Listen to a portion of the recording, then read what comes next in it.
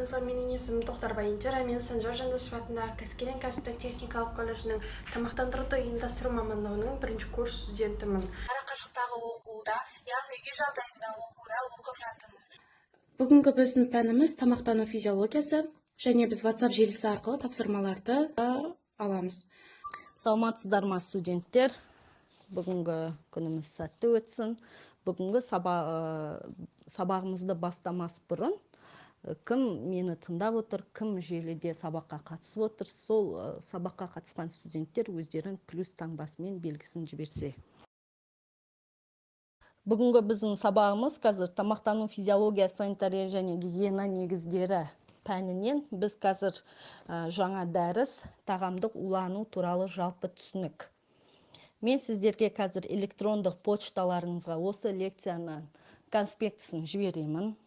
Сосын сіздерге тапсырма тағамдық улану туралы жалпы түсінікке конспекті жасайсыздар, астына Вен диаграммасын жасайсыздар. Осы тағамдық улануда қандай аурулар бар?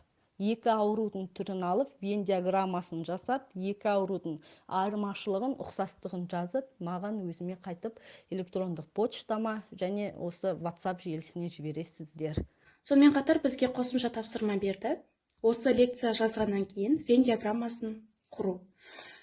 Және оның негізгі тақырыбы жұқпалы аурулардың, олар не бактериялы, не бактериялық емес болса да, олардың ұқсастықтарын және өзгешеліктерін, ерекшеліктерін және қалай жұғатынын бәрін анықтап жазу болатын. Вен диаграммасына екі улану түрін алдым. Бұл жерде ботулизм және стафилококктар. Ауру адамда міндетті түрде әлсіреу пайда болады. Және ауру адаммен қарым-қатынас жасағаннан кейін ғана бұл инфекцияларды жұқтырып алуымыз мүмкін.